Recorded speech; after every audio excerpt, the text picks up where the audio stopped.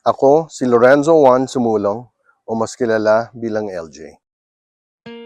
I was named after my two grandfathers na sina Don Juan at Lorenzo Sumulong na kapwa naging mga tanyag at respetadong senador ng ating bansa.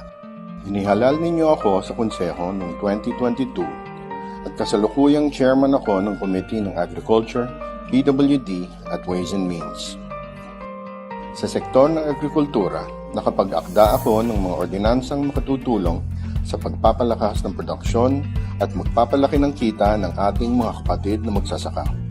Sa larangan naman ng PWD, na isakatuparan ko ang mga ordinansang nagbibigay halaga sa mga taong may kapansanan.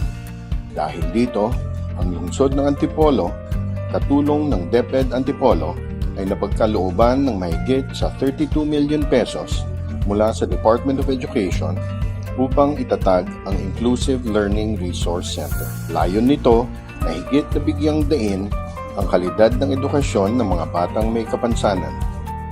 Bilang sagot naman sa climate change, na isa sa mga sanhi ng mga sunod-sunod na landslides at flash floods sa ating lungsod, ako ay naghain ng mga ordinansa na magpapatatag sa kahandaan ng lungsod sa panahon ng mga kalamidad.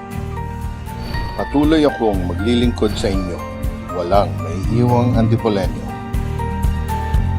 Sabay-sabay tayong sumulong, sama-sama tayong uunlad. Ako, si LJ Sumulong, kasama ninyong sumulong sa konseho.